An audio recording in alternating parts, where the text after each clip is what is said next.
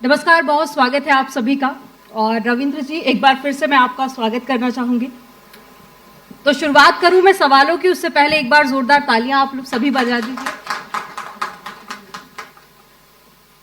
रविंद्र जी, BJP का नारा है सबका साथ सबका विकास। तो शुरुआत विकास के साथ कर लेते हैं। बनारस की नॉर्थ सीट से आप आते हैं, कितना विकास आप देखते हैं, कितना परिवर्तन आप देखते हैं बीते सालों में? 10 साल के अंदर बनारस में जब से माननीय मोदी जी आए तो 45,000 करोड़ रुपए से हर सेक्टर का विकास किया गया, चाहे रेलवे हो, चाहे रोपवे हो, चाहे रोडों का जाल हो, चाहे सुविधा हो, चिकित्सा हो, शिक्षा हो, स्पोर्ट्स हो, यानी हर सेक्टर का, यहाँ तक कि मंदिर हो, सनातन परंपरा के सिद्धांत पर शहर का विकास किया गया। कई बार विकास तो होते हैं, लेकिन हमारी जो संस्कृति है, जो हमारा सनातन परंपरा है, उससे लोग परहेज करते थे।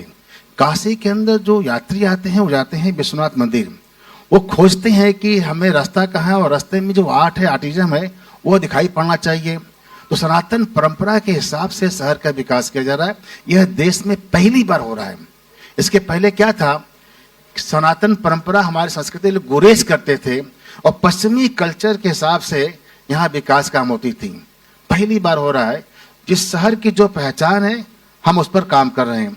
तो 45,000 करोड़ रुपए से पूरा विकास हुआ। केवल काशी ही नहीं, कल आप देखेंगे कि शहर के अंदर जब प्रधानमंत्री जी ने काशी को पुनः अपनी तीसरी बार के लिए चुनाव के लिए काशी शहर को चुना, तो पूरे शहर के लोग सड़कों पर उतर करके उनका अभिनंदन कर रहे थे, नृत्य कर रहे थे और अलग अलग वाद्य के माध्यम से उनका अभिनंदन कर रहे थे। जब मैंने देखा कई लोग हमको बाहर के भी मिले, हमने कहा आप कैसे आए हुए? कहा माननीय प्रधानमंत्री जी काशी में आ गए तो गाजीपुर, आजमगढ़, मिर्जापुर का विकास तो हो रहा है, यानी पूरे पूर्वांचल के विकास हो रहा है। और उस विकास का लाइन देखिए, बनारस से प्रयागराज 6 लेन, बनारस से लखनऊ 4 लेन, बनारस से आजमगढ़ 4 लेन, बनारस से गोरखपुर 4 लेन। और जो बनारस की छोटी जिला है ये, इसमें 3 जिला काट दिए गए, भदोही और चंदौली। तो उसकी रेडियस है वो छोटा हो गया था, तो इस कारण जाम होती थी। प्राचीन शहर है, शहर में समस्या क्या थी कि शहर का विकास भी हो, शहर में रहने वाले आबादी को दिक्कत भी ना हो। यानी अगर नया खेतों में प्लाट करके हमें मकान बनाना हो तो आसान है, लेकिन रहते हुए मकान में बनाना होता है, दिक्कतें होती है। तो उसको भी देखते हुए सीवर के नई लाइन डालने को डाला गया, लाइन डाला गया पेयजल का, लाइन डाला गया, हमारे पास गैस का डाला गया है। ये सब लाइन डालते हुए आबादी को कोई दिक्कत न होने पावे, एक चैलेंज था। उस चैलेंज पर हम आगे बढ़े। अगर हम वाराणसी की बात कर लें, इंफ्रास्ट्रक्चर के लिहाज से काफी ज्यादा बदलाव हम देखते हैं।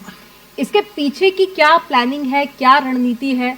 और अगर हम बात करें फ्लाईओवर्स की, रेलवे ब्रिज की बात कर लें, तो बहुत बड़े बदलाव हम देखते हैं। काशी को बहुत पुरानी, हम कहते हैं कि बहुत पुरानी नगरी है, महादेव ने इसे बसाया था, लेकिन विकास की अगर हम बात करें तो विकास से बहुत टाइम तक ये अछूता रहा। हाँ, काशी से लोग परहेज करते थे। बाकी पार्टियां के लोग, जो कि सनातन परंपरा का, हिंदू परंपरा का शहर है, तो उनके लिए परहेज करते थे। पूर्व के सरकारों में विकास करने के लिए कुछ उनके लिए जिले चिन्हित किए गए थे। सपा के कार्यकाल में मैनपुरी, इटावा इधर होता था, आजमगढ़ में हुआ था।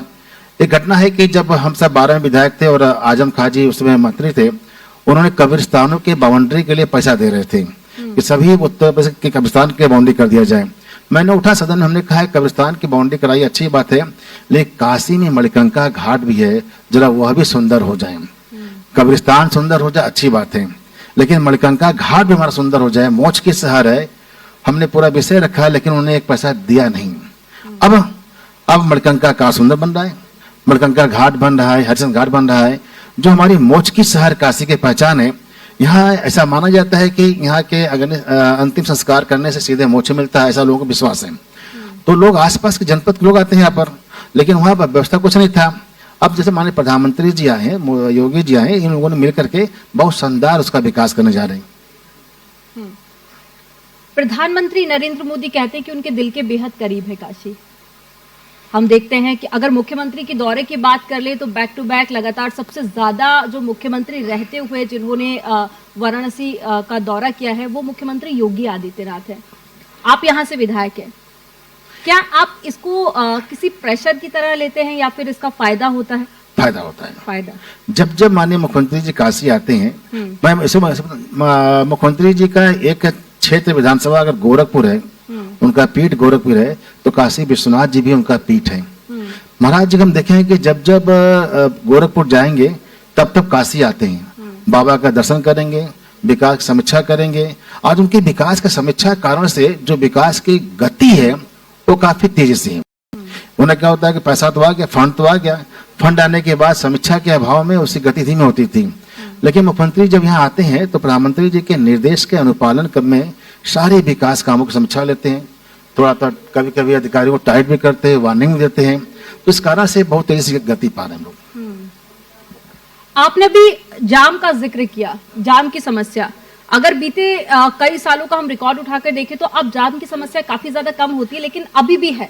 पहले क्या रणनीति रही जिसके चलते अब जाम की समस्या काफी ज्यादा कम हो गई, लोगों के लिए आना काफी ज्यादा आसान हो गया है बनारस? उदाहरण स्वरूप बाली गाजीपुर के व्यक्ति को जाना है प्रयागराज, हाँ।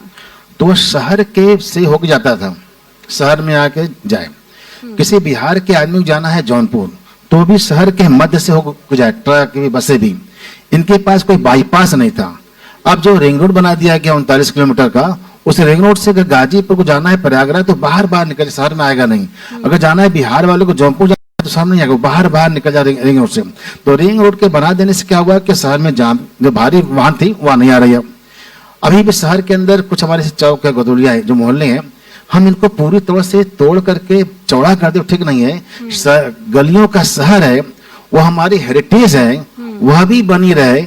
बाकी चौड़े सड़कें जो बन रही है, वो रिंग रोड बन रहे हैं, वो फ्लाईओवर बन रहे हैं, लेकिन जो हमारा बाबा विश्वनाथ मंदिर के रेडियस में आता है 3 किलोमीटर में, उस 3 किलोमीटर गली है, गली रहनी भी चाहिए। यानी कि बनारस की पहचान गलियों से है और गलियां आगे भी रहेंगी, रहनी चाहिए। लेकिन उसके रहते हुए कैसे आगे लोगों को समस्या ना हो, इसको लेकर प्लानिंग की जाए। अब आप देखेंगे गोदुलिया से दशमत घाट पर, गोदुलिया से लेकर चौक तक, मदागिन तक लगभग हो गया है नो व्हीकल जोन। अभी अब चले जाइए आप, तो वहाँ हजार में केवल मोड़ दिखाई पड़ रही, तो वहाँ व्हीकल जाएगा नहीं, जाता ही नहीं है। और अच्छी बात न जाए। जैसे आप देखते हो कहीं पर माल होता है, नैनीताल के अंदर माल है, मंसूरी के अंदर माल है, तो माल होता है नो व्हीकल जोन। उसी प्रकार से चौक गोदुलिया घाट पर यह रखा गया नो व्हीकल जोन। यहाँ पर लोग जाते हैं पैदल, और इसको तोड़ करके चौड़ा किया जाए, ये ठीक भी नहीं है। पर्यटकों की संख्या काफी ज्यादा बढ़ गई है, अब हजारों की संख्या में हर दिन लोग यहाँ पर आ रहे हैं। एक सर्वे रिपोर्ट आई है कि न्यू ईयर्स मनाने के लिए जो हमारे नए जनरेशन के बच्चे हैं, वो 31 दिसंबर को सबसे अधिक भीड़ होती थी गोवा के अंदर। लेकिन इस साल में गोवा के रिकॉर्ड तोड़ते हुए काशी विश्वनाथ में अधिक पर्यटक आए।